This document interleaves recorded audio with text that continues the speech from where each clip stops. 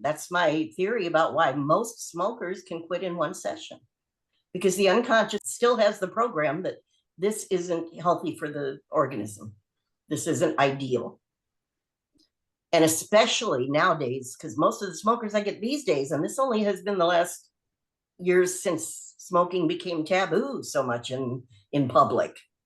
All of a sudden, the smokers were coming in not because they were sick. That's the way the ones that used to come, because they were sick or they were afraid of getting sick, or somebody they knew or that in their family just died of lung cancer. You know, some kind of fear was the motivator.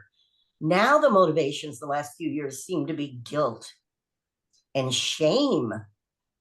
Those are just as powerful as fear. Guilt, as a matter of fact, I may add those. Those are the two that might need to be added, because guilt and shame about anything. And by the way, people can have that about physical ailments too. They feel guilty because they can't do things for their family like they used to be able to do. They feel ashamed because they feel like, you know, maybe they did something to cause this inside of their body. So guilt and shame are powerful negative emotions that affect the entire organism, obviously. And the unconscious, since it runs the emotions and the organism, as soon as you get to that identity and with that passion to change something, that's why I theorize some things change so fast. And even physical things. When I first moved to Florida, I had a gentleman that signed up for my 12-session IBS program. And I only had a 12-session IBS program because somebody I had studied with said it takes 12 sessions to get rid of IBS.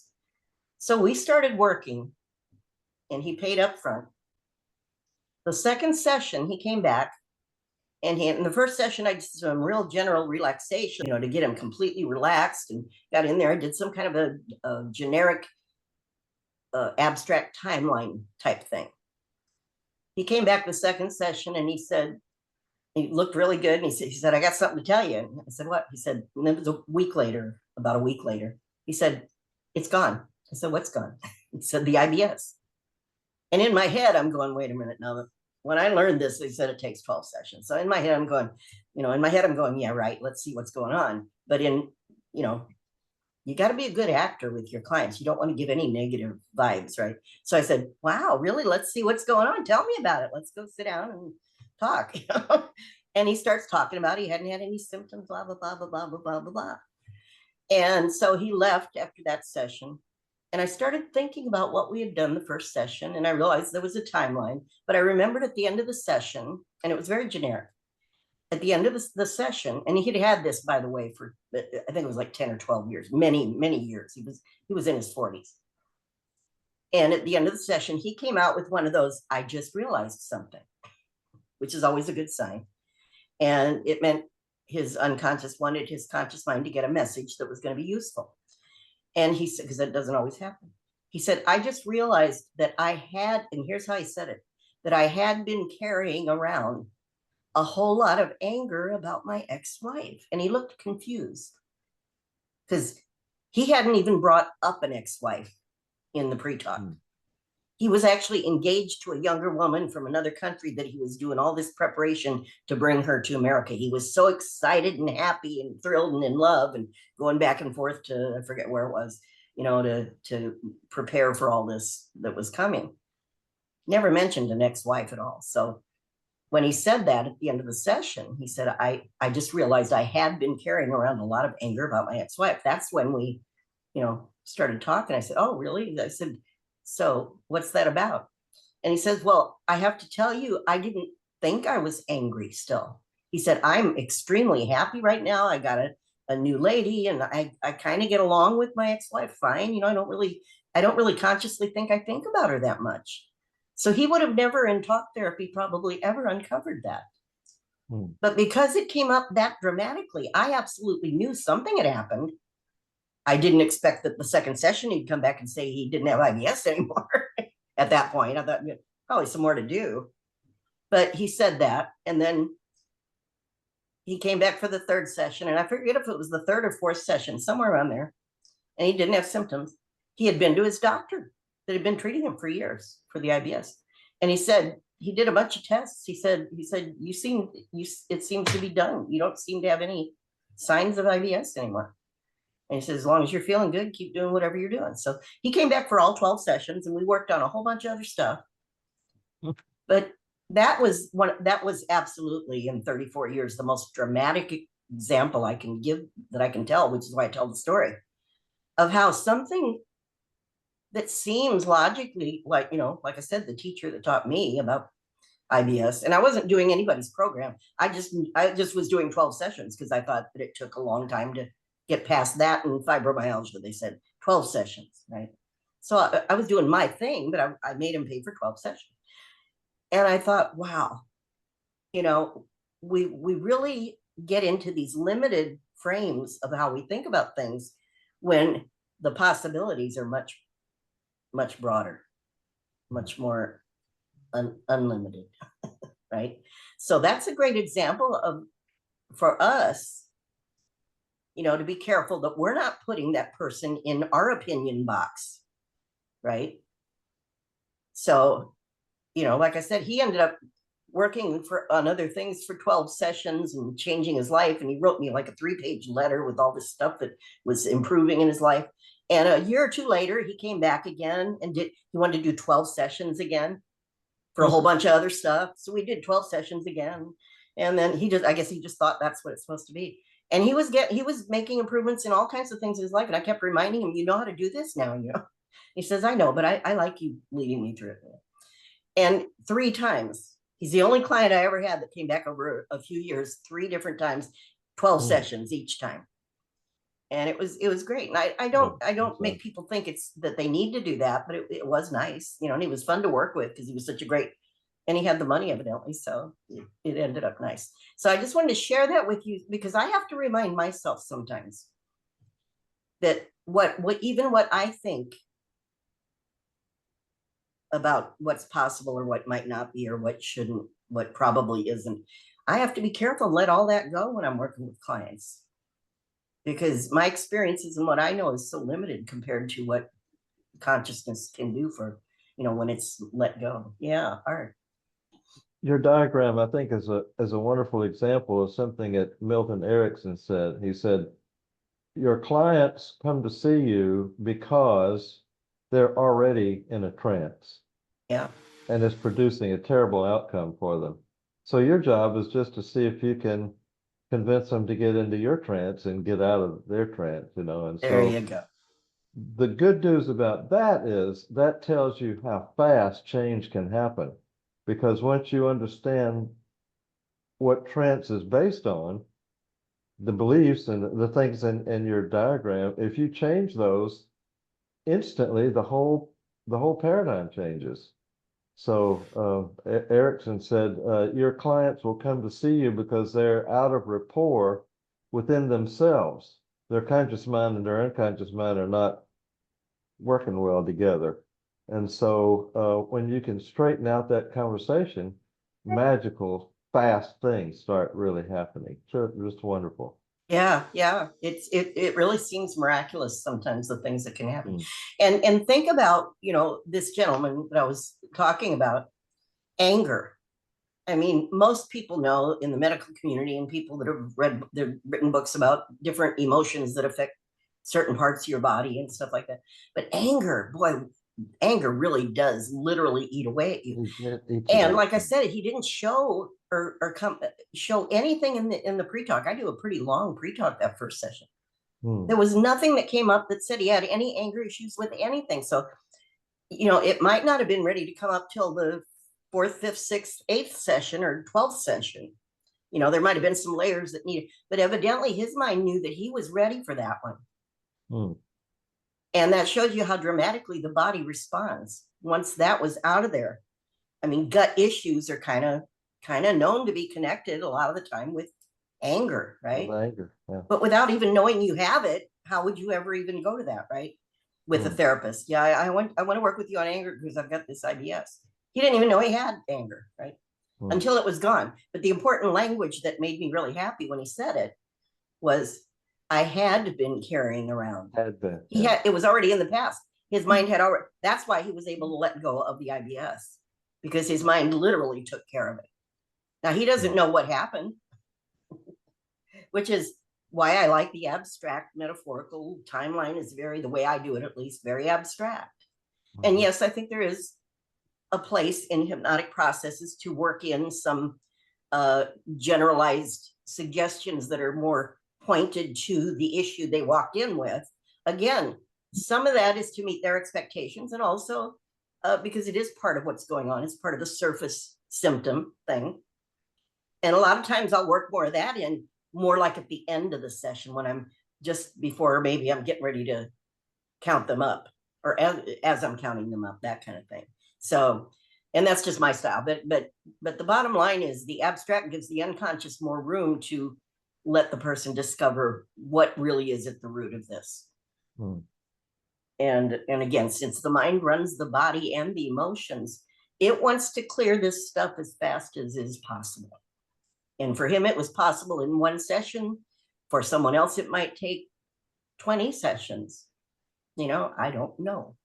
But I do know that as long as we create that space, and we give enough space and freedom for the unconscious to figure out what really is the issue, since I don't assume my conscious or the client's conscious really knows what's at the root of this.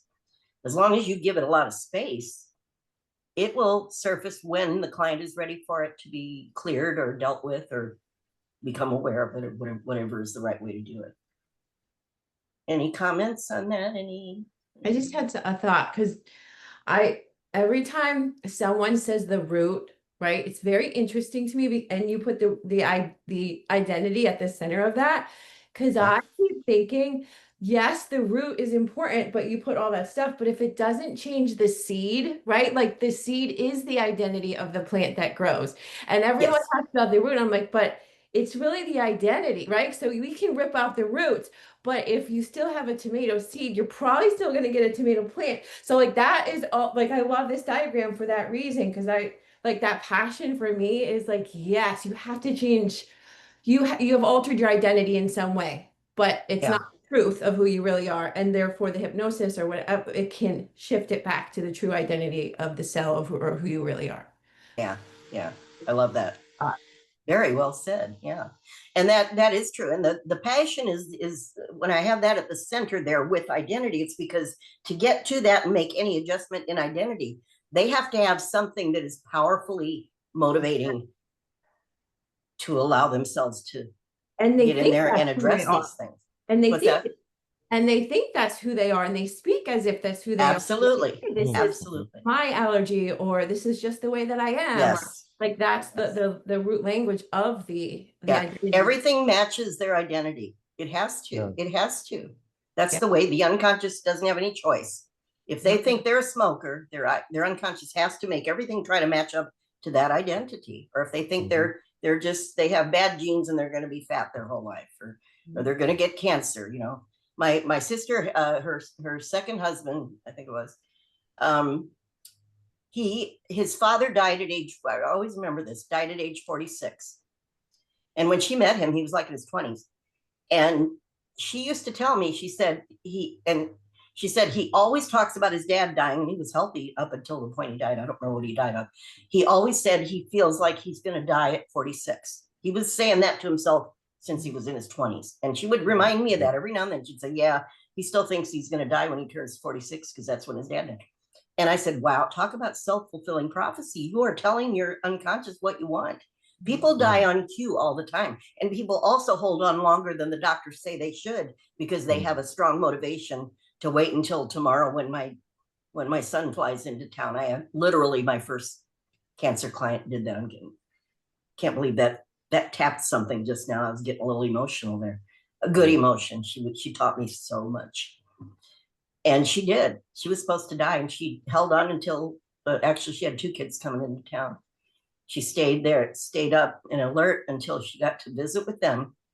She chose her time because the next day they were bringing a hospice in. That was what was happening. She was going to die, they said. And they were going to bring hospice. And she was a very private person. And I'll tell you the whole story on that later, because she taught me a bunch of good lessons early on. Yeah. She was one of my great teachers. Yeah. All right.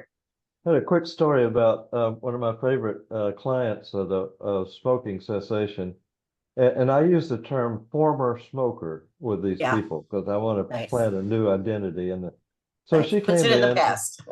I said, "Why are you here?" And she said, "Well, the doctor told me I'm going to die."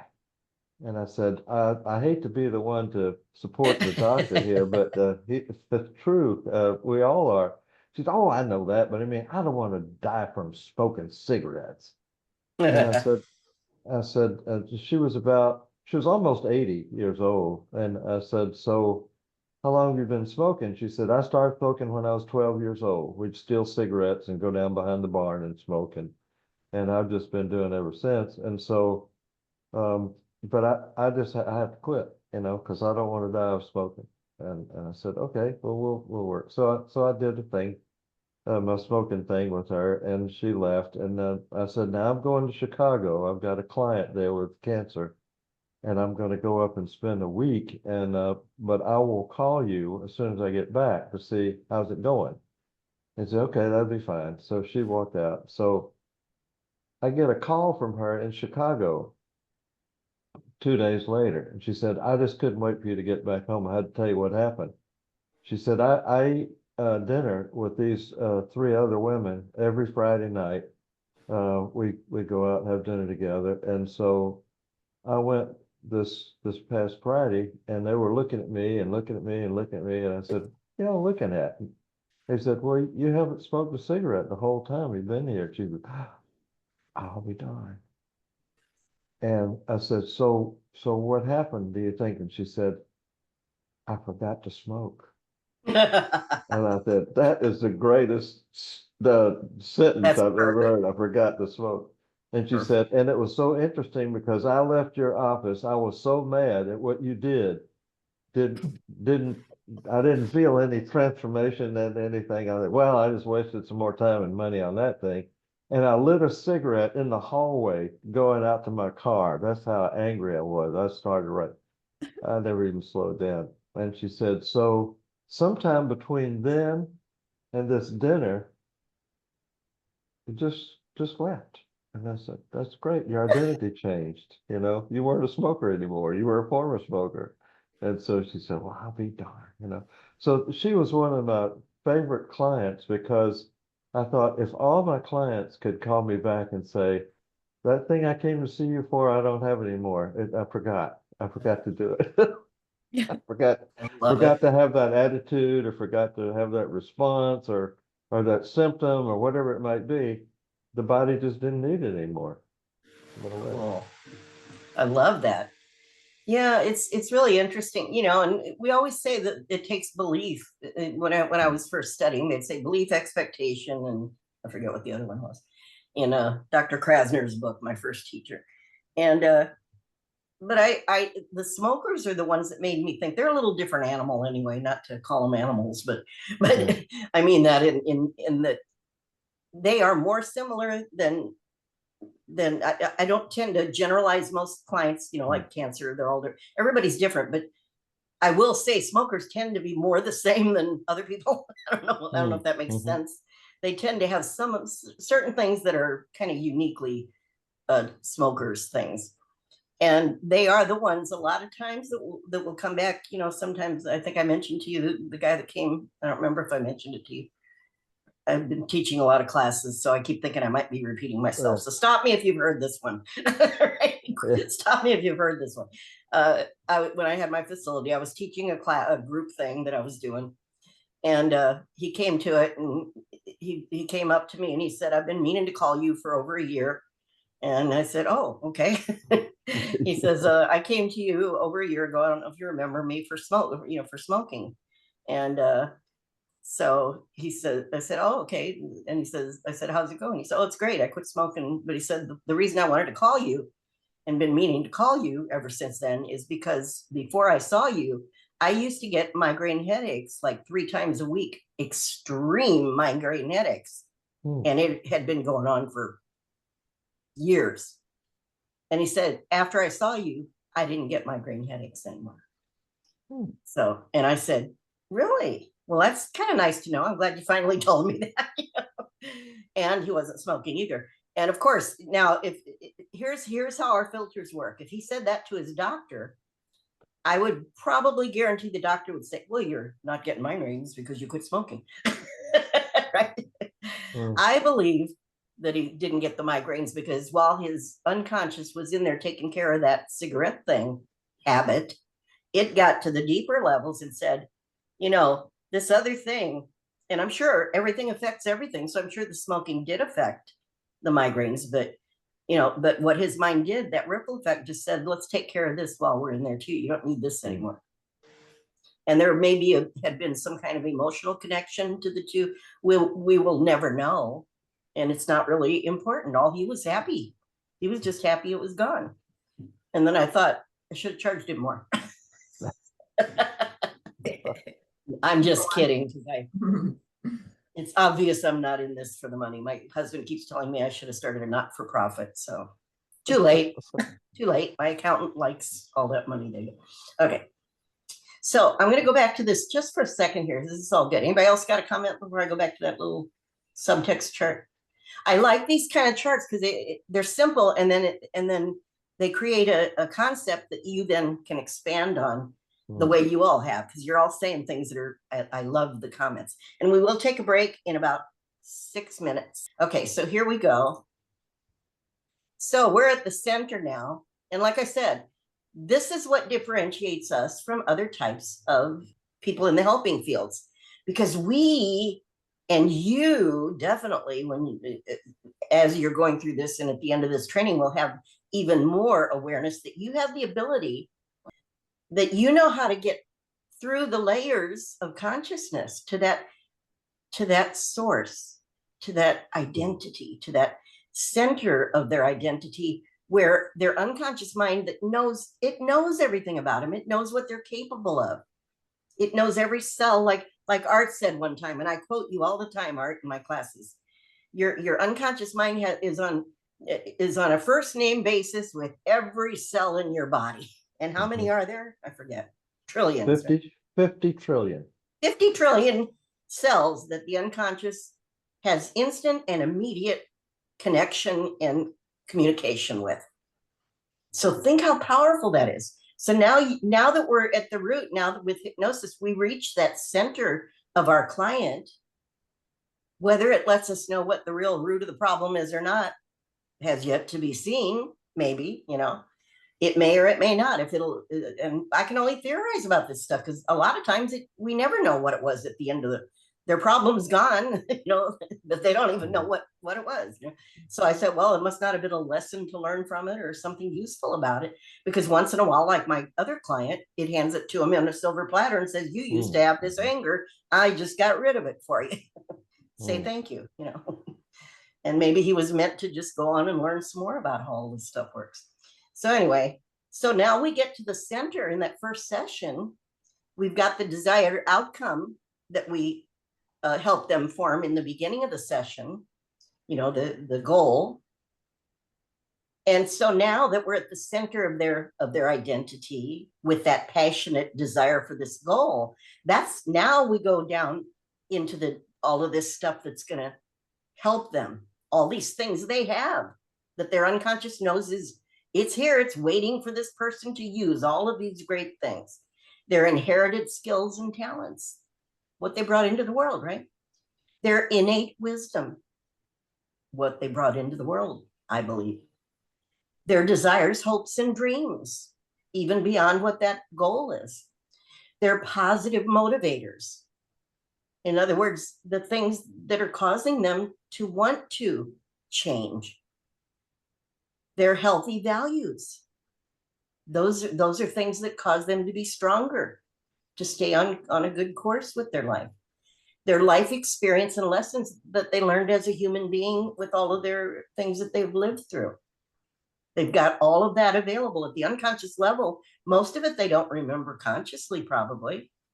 But at this level of mind that we help, that we reach during a hypnosis session, all of this is available. And the unconscious knows what of this is relevant for that goal. That's why we keep the goal in mind as we're doing the work. The rest of the detail is what the unconscious is taking care of. the acquired resources, the things you've learned how to do, the talents and skills that you've developed as a human based on your choices. So this is where the unconscious now starts taking care of this and starts shifting the identity, reminding this person that this belief they have that they aren't good enough at the unconscious level, it may show them, or it may just give them an awareness that that came from some limited human person that you interacted with, and it had nothing to do with you. It was about them. This isn't who you really are. You really are a worthy person. You are someone who's worthy of being happy and healthy and all that. So whatever's needed down there, we trust their unconscious creative mind to access it while keeping the outcome in focus. So, and keeping the client tuned in to that inner mind. And I really think one of our skills that helps all of this happen is that ability for us to go into a state that lets us connect with their inner mind, with our inner mind.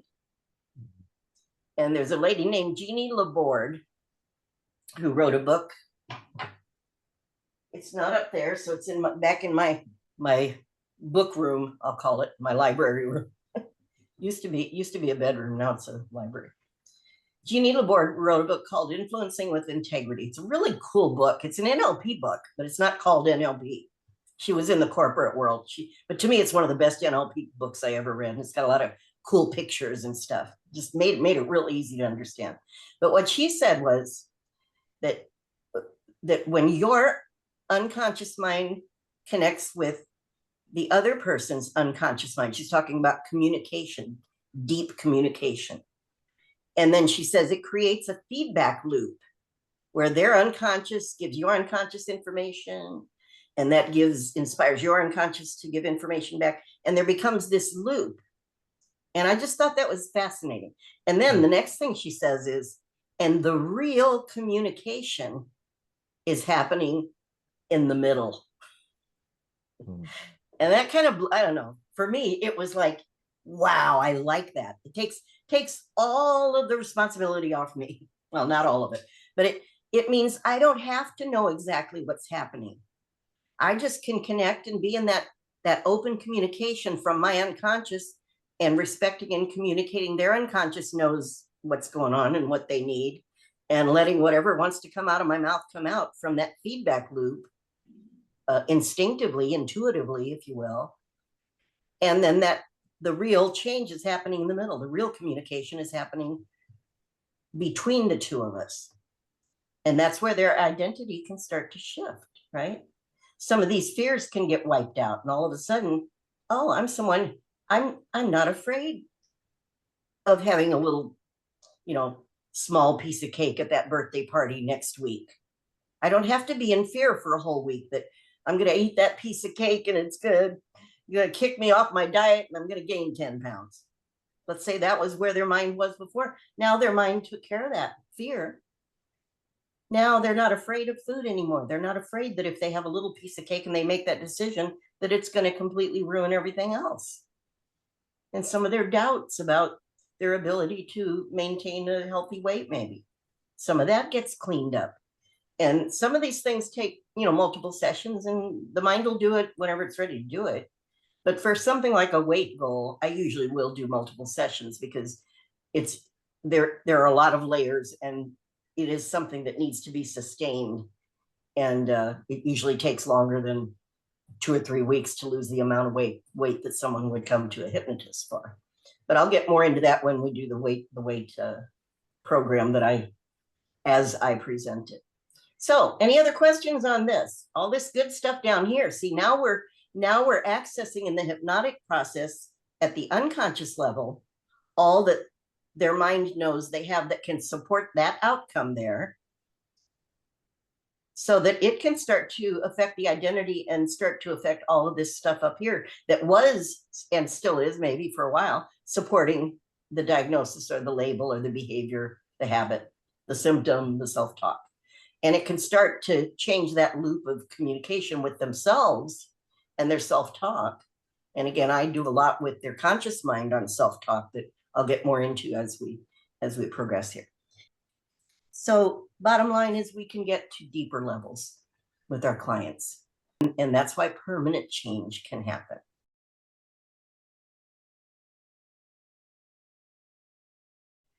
I've got to figure out how to record the breakout rooms. I want to watch all of you, all of it. And I heard just enough to wish I was there for the whole thing. So I'm going to have to count on you all to recreate your experiences, what that was like, what you noticed, what was it like, what happened? Well, I know for myself, I was sharing with Art that in the beginning, from force of habit, I had my eyes closed and was kind of going through it. And then all of a sudden I remembered, and I think it's just because of looking at him. And then once I started to look at him, it made it a lot easier to follow my questions than it was when my eyes were closed. Like I was able to do it, but I just couldn't follow it. But as soon as I started watching him, I was able to start going a little bit easy. It felt a little bit easier to. What do you think that was about? Definitely being more present. You Ah, know, I could see, I was more present. I can see his expression. So he was leading me on how to ask the questions. And he's the client. So yes. when I came in, I was in and out a couple times, and I was noting just what you were saying a minute ago. And the last time I came in there, I could tell something had happened that was major because you were talking completely differently. Something sounds like you had kind of a cathartic moment there. Yes. So whatever that transition happened was when I wasn't in the room, and I was just real curious to know what was it that you got that made things different. It was opening my eyes. Now think about that. That was opening my Yeah. eyes. Metaphor, huh? Nice metaphor. Yep. You literally Absolutely. opened your eyes. Yeah. Nice. Yeah. What a difference, huh? Oh, that makes this whole thing worthwhile, because that's what this is about. This isn't about learning how to do hypnosis. It's about how to be hypnotic and to be in that space with your client in a way that can best help them find their answers. Yeah, Art. I could tell at one point when something shifted in her, and what happened was she was giving me a feedback of a lot of the things that I had said to her in her language, but I could tell she was kind of going off of my story, and it felt constrained in some way, like she was really having to work hard at it. All of a sudden, she started adding embellishments that I had not said, and then it just smoothed out, and she just really went. And that's when I told her when we got out, I said, I felt like you were on this trip with me, because she threw in something that at the end of this trip, she said, well, let's go out and get something to eat together, you know? Well, I hadn't said anything at all about that. And that's exactly what happened. And I felt like, were you there? Were you there on this trip? So the things that she was adding were so appropriate and actually did happen in this case. And that to me made it much more real. I mean, I was just really getting her ability to let go of the strict details that I had provided and put in some of her own stuff. And that's when it really got interesting, I think. Very nice. Oh, yeah. I wish I could have watched or recorded that and watched it. Oh, it looked like that was something that you can't write that out on a piece of paper and study it and get somebody to have an experience like that. It has to come from, it's your creative unconscious. That's why all of a sudden she's saying things, inspired to say things by watching you. Just quickly, the thing about connecting with the person, we're going to do a lot of little things that'll really help you get out of your own stuff. As soon as you start trusting yourself more and more and more as we go along, you know, for this kind of stuff. I understand you all do other things that you're probably very confident with, but to do this at the high level that I know you're all able to is the exercises, and some of the things we're going to be doing really are just to trust yourself.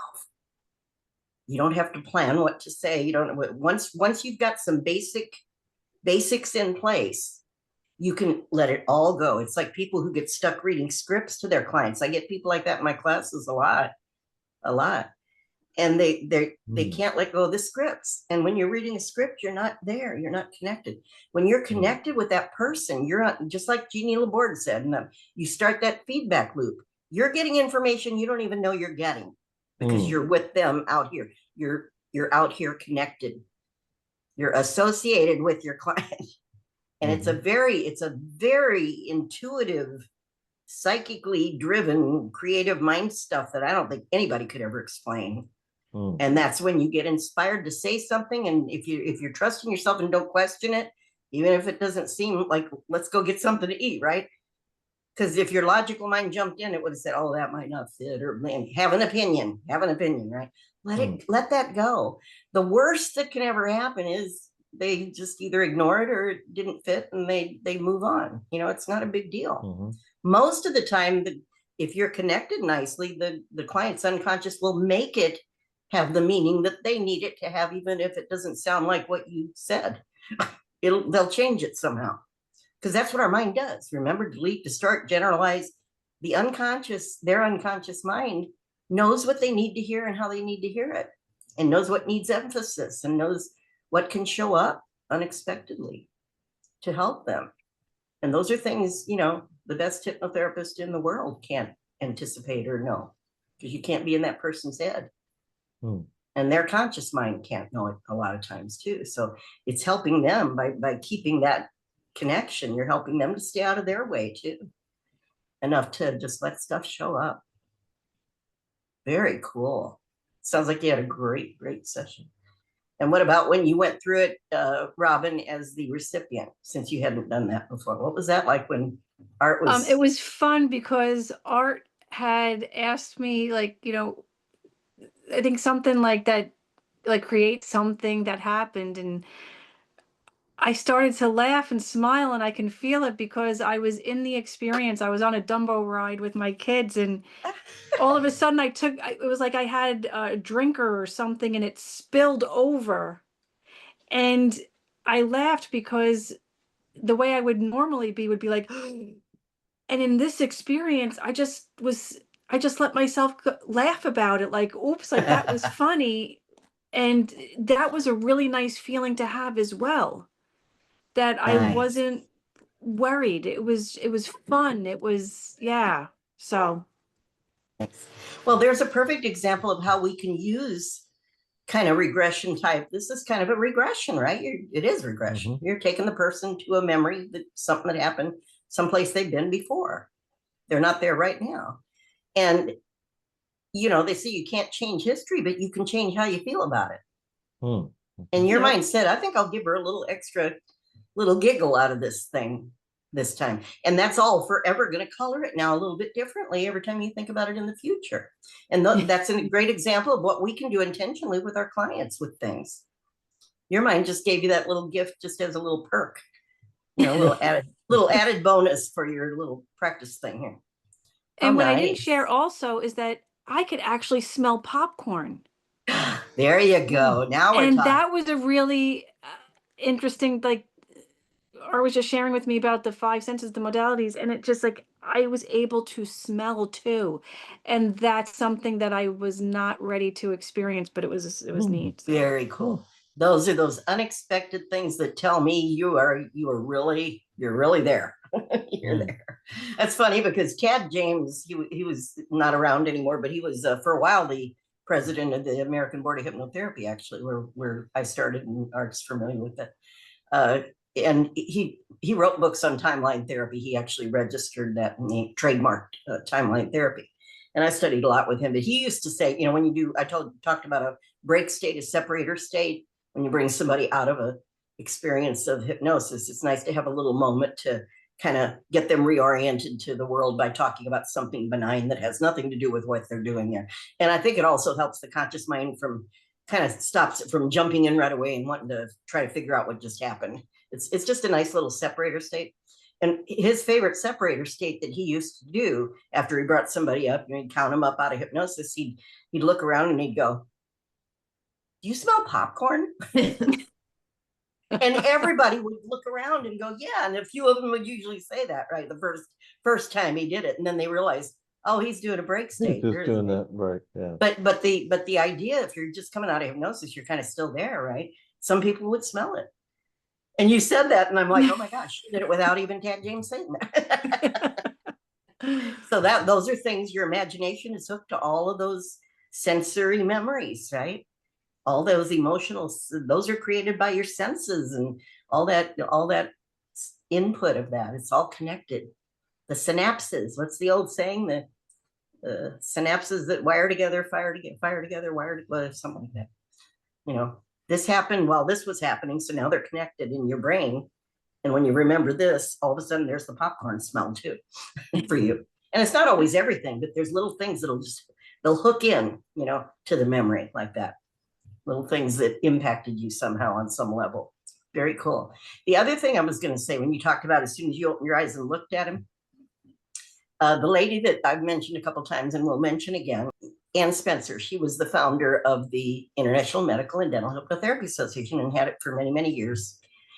And I was in a training with her one time, and she said, you know, when she's talking about connecting with the client, having that connection, starting, you know, when you make that connection, she said, when she's in her office and the client walks through the door, she said, in her mind, she sends out, I love you with her. And she was one of those kind of people that, you know, you could just walk up and give her a big hug. She used to be a teacher.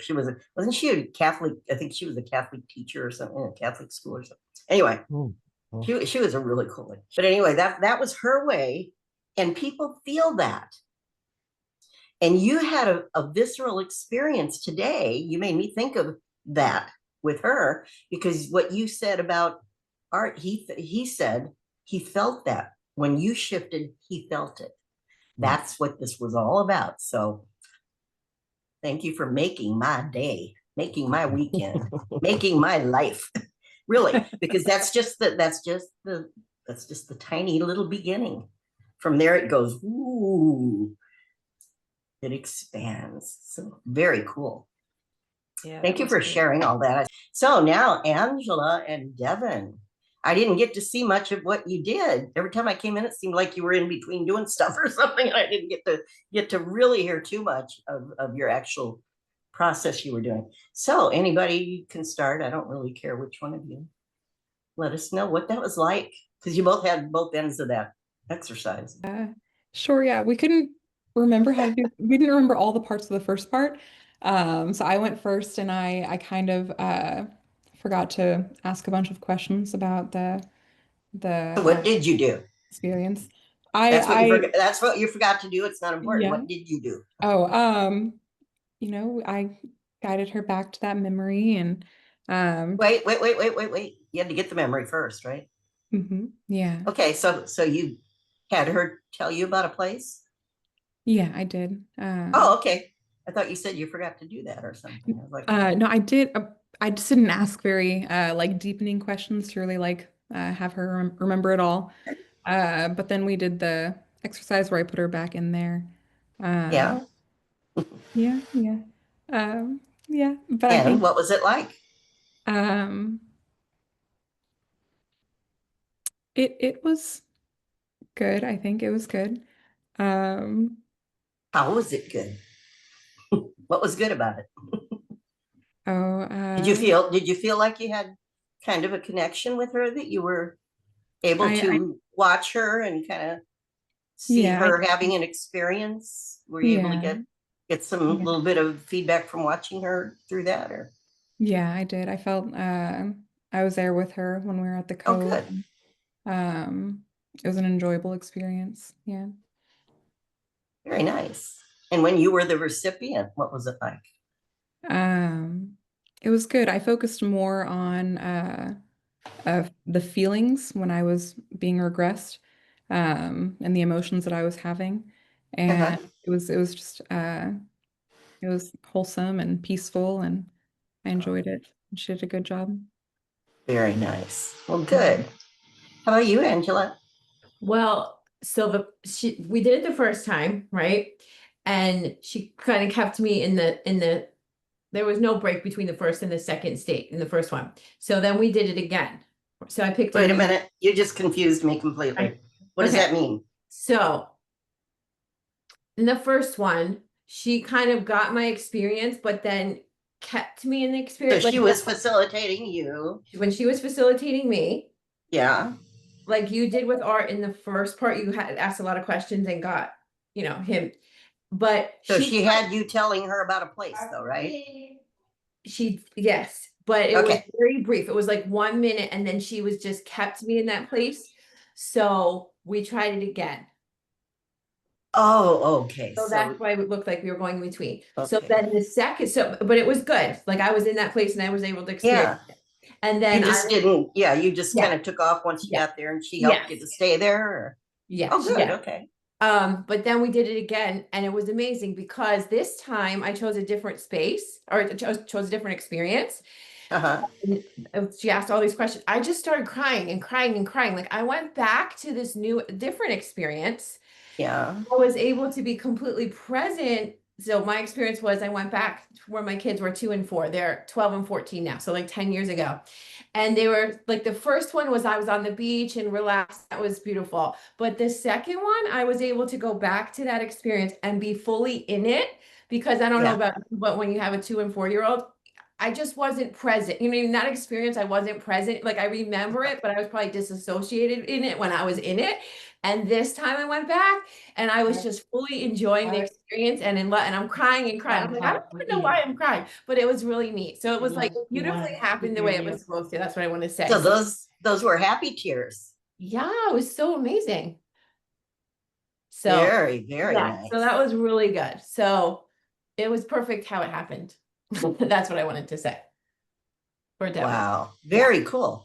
Yeah, like I said, there's no wrong way to do these things. And as you're going along, it sounds like you just kind of did it a little bit differently the first time, but I'm glad you did it again then. Yeah. Because it sounds like the second time, what do you think was different that made you have the emotional connection the second time? It was as if I was attached, not detached. Like I wasn't associated from them. I wasn't remembering it. I was in the memory. You were in it. You were associated. As if it was happening again in the present, but I wasn't me 10 years ago. I was me now. And so very nice. The first experience was only in the summertime. So I was me in that experience. But then when I went to the second one, it was 10 years ago. I'm a different version of me completely. So I was able to fully experience that. And I just trusted whatever showed up in my mind. I was like, this is where we're going. So very cool. Yeah.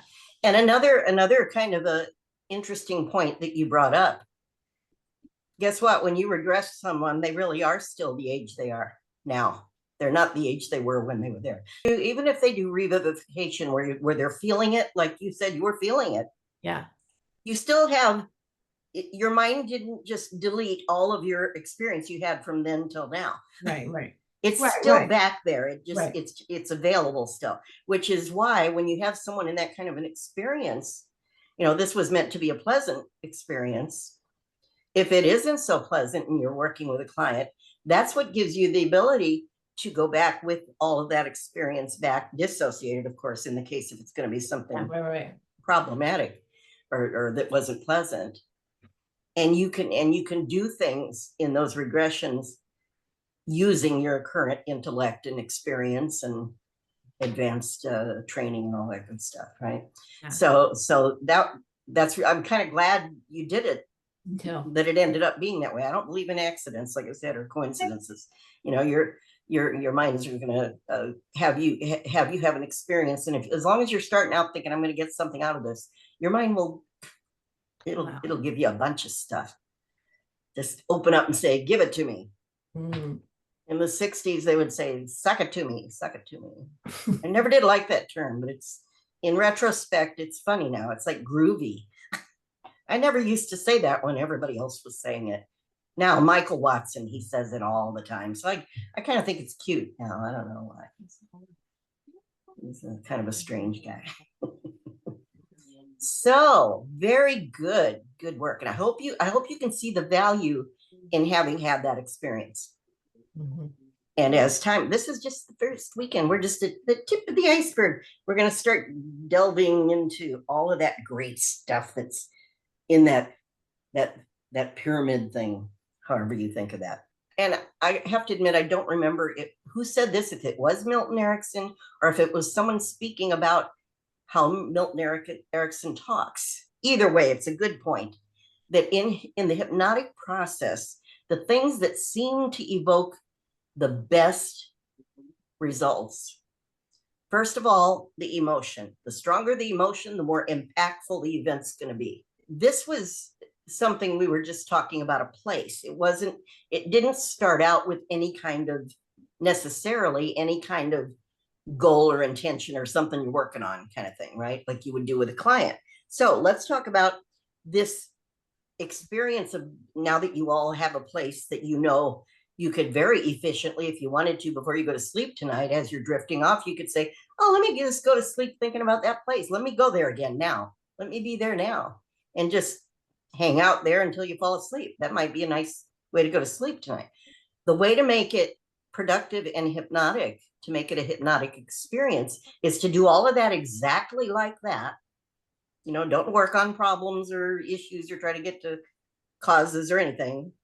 Just do it just like you did it here, only before you start going back to that place and be there again now, that you give yourself the hypnotic guidance and goal that you want your mind to work on while you're doing that. It's called content-free hypnosis. And there's many ways to do it. This is a nice one that just came to me. It would be a good way to do it. You could have your clients do this. You could take your clients through this process in the pre-talk. They don't even think you're doing hypnosis yet. You're just recreating a pleasant place for them. You can anchor it in somehow with a word or a symbol. Even if they don't know what that means, it still works. Because when you bring it up again, their mind will go, oh, anchoring it in. I have something I call pivotal response conditioning that I'll talk about later. It's my variation that I created for myself and my clients for anchoring something. But do you understand what I mean when I say anchor it? It's an NLP term as well, but it's also used in hypnotherapy. It's hooking it to something. It's what our mind does automatically, like we talked about. All of a sudden she's smelling popcorn, because that's how the mind works. The imagination had an emotional, impactful experience. It can be good or bad, and it hooks it to something in the environment. In that case, the popcorn showed up, right? You didn't select it. You didn't decide but we can do it intentionally. That same idea can be done in hypnosis, because the emotion is there and it's an impactful, important goal they're working on. So when they're in a hypnotic state and they're accessing the creative unconscious mind, we can intentionally put the popcorn there, metaphorically. We can say, while they're in that experience and enjoying that place, now Art did it automatically. Think of a word or a symbol that can represent this amazing feeling you're having right now. And people's minds will come up with something, because that's what it does anyway. It creates representations of what we're experiencing. And his came up with that name of that grape. You can have your client come up with something, a word or a symbol. And the less time you give them to think about it and just say, just the first thing that comes to you, even if it doesn't make any common sense, that their mind will create it, because that's what it's already doing. A word, a symbol, a color, maybe. Doesn't matter what it is. And then you can give the suggestions from then on, that every time you think that word or that symbol or whatever it ended up being, that you're able to get those feelings back again without even having to stop and remember that place. You'll just get the feelings, because this is about bringing back the feelings. When it's positive feelings, they are empowering. And everything we do with clients is designed to keep accessing states, getting them to be in an empowered state and anchoring it, hooking it. So from then on, let's say the word is peace. Every time they're in a positive state, I'm going to say, go into that more, amplify that state. Let yourself really be in it now. And now this state is going to be from now on anchored to that word peace. And I'll show you what I do, a little bit of a more of a movement thing with it, and a breath and some other stuff. But you can anchor it in any way that comes to you just to get it started. Because I don't want to let a really positive state go by in the pre-talk without, hooking it, just without hooking it, without grabbing it, in other words.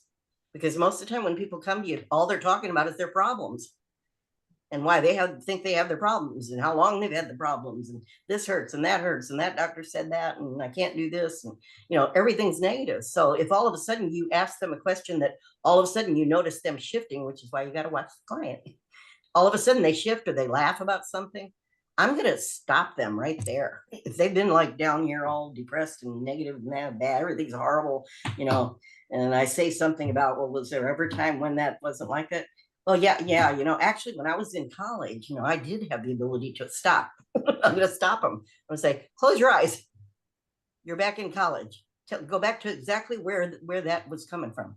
And I'm going to do just what we did, a variation of that. And I'm going to get them to give me more detail. That's all you really have to say. You don't have to tell them anything, just because I don't know anything anyway. I'm going to say, so what was happening? How did that feel? What, how?